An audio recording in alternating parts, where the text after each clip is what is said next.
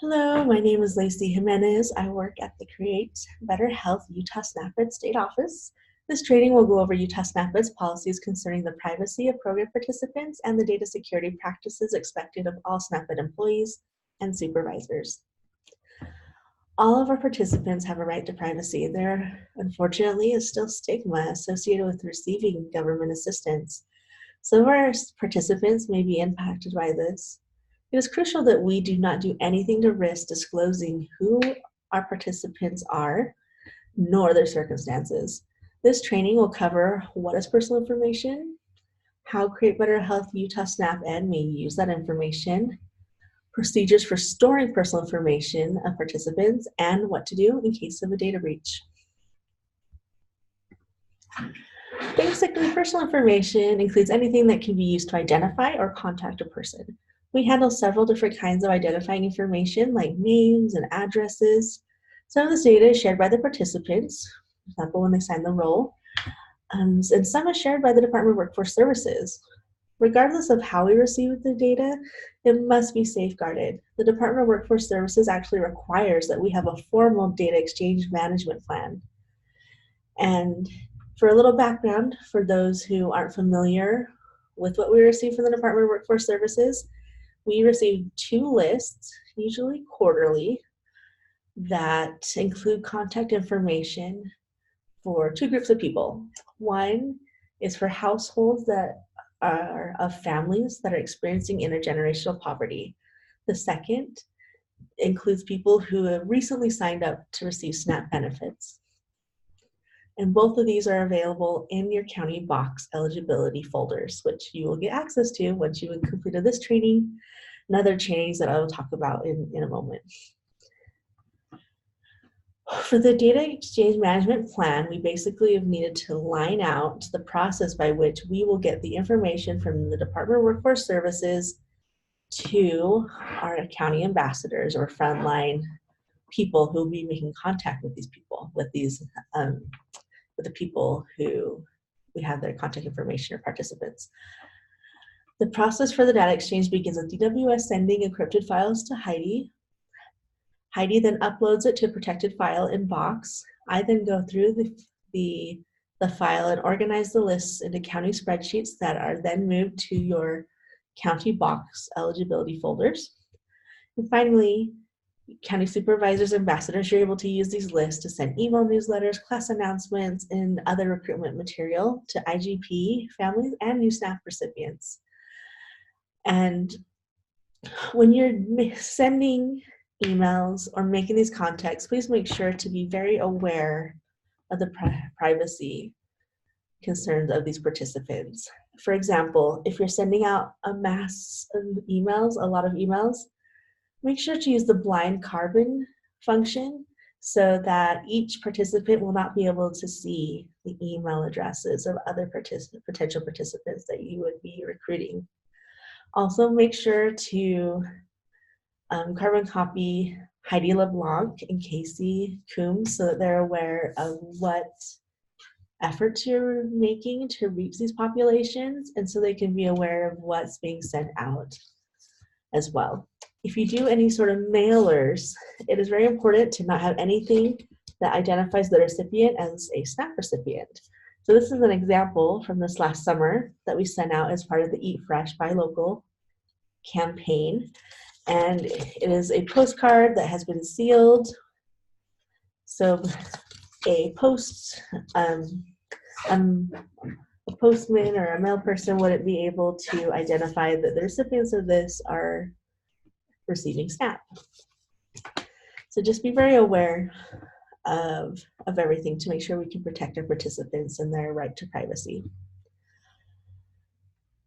So in order to be able to use the IGP list or have access to the roles, only employees who have completed this training, CITI training, and signed the non-disclosure form are allowed to access to participants' information.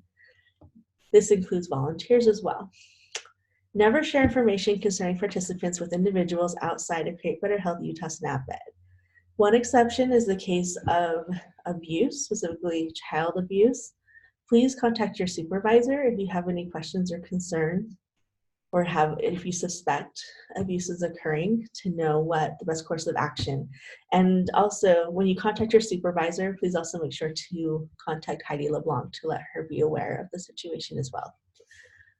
All information that we have, all the contact information, is only to be used for approved Create Better Health Utah SNAP-Ed purposes. Typically, that is class recruitment and class reminders. If there are any other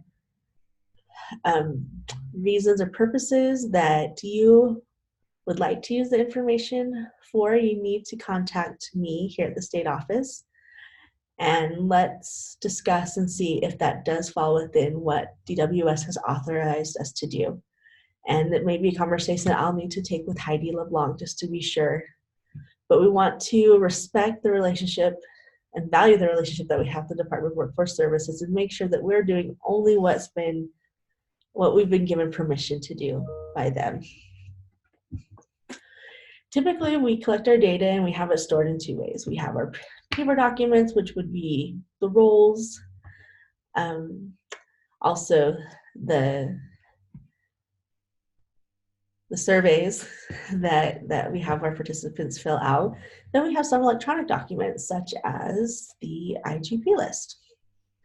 We have different processes for each of these. So first, with paper, they need to be locked and secure, and they need to be mailed to the state office or sent to the participants. If it's, mailing labels, if you're making a bunch of these and you need a mailing label, make sure that it moves on as soon as possible, so you don't have a bunch of addresses and names sitting around in your office.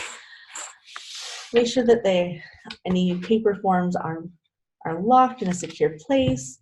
If you're traveling from a class, you need to make sure that the roll can't be seen through your window sitting on your passenger seat. They need to be protected, so there couldn't be any accidental disclosure of our participants' information. For electronic documents, they should be saved in Box. Box has been approved by the Institutional Review Board here at Utah State University as a secure system for saving sensitive information. It's password protected. It's housed on secure servers, and so we need to use that. So as you use the IGP list, just save it to Box. This often makes it easiest to deal with the list, when I've noticed anyway, on a computer. Sometimes with the phone you can see it, but if you want to handle it anyway, it can be a little tricky. But just make sure that you're saving it, not on your desktop or in other places, but just save any list that you create with the IGP and new SNAP recipient list in Box. Electronic files that are no longer needed must be deleted within 30 days. So if you've created a mailer list that is just for a one-time thing that you have on your computer, just delete it when you don't need it anymore. Paper documents should be shredded immediately after use, like shipping labels. If you don't need them anymore, or you printed too many, just shred them and get rid of them right away. Data breach or disclosure. Typically, there are three ways that a data breach or a disclosure happens. It's through employee negligence. So the example I gave earlier of leaving the roll out on your front seat, especially if you aren't even in the car, could be just employee negligence. You didn't mean to, but you potentially could have let someone who looked through your window see the list of participants in your class. A malicious employee behavior. So if you're mad at me for doing this training and want to get back at me, you could share private information, but please don't do that. Don't take it out on the participants. Finally, external criminal activity. Especially I think being part of a university, sometimes there are bad characters. There's criminals basically that are interested in getting information because they're aware that universities, we have a lot, especially for the students.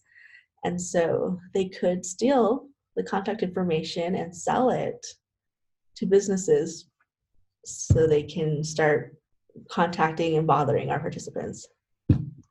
If you're aware of any sort of data breach or disclosure, make sure to contact Heidi LeBlanc immediately.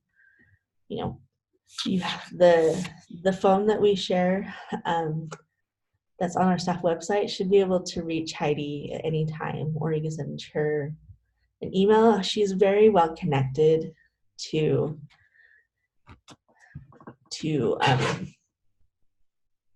her email. She checks it quite regularly, also to phone. And honestly, phone would be best. I would call and leave a message on her phone if she doesn't answer. So actually do that. Call and leave a message if she doesn't answer, but let her know right away. So if you have any questions, please call me. My phone number is 435-797-4209. I'm happy to help you. That's why I'm here. If you have any questions or concerns, or you're not quite sure if you understood any part of this presentation, I think it's a great responsibility that we have. We're working with a vulnerable population, and they do have a right to share what they want to share with whom they want to share it. And we need to respect that right at all times. Thank you so much. And I guess if you want to email me too for questions, it's lacey.jimenez@usu.edu. If you need help with the spelling, if you just go to the staff menu, you'll see my name there too, and you can email me. Thank you so much. Goodbye.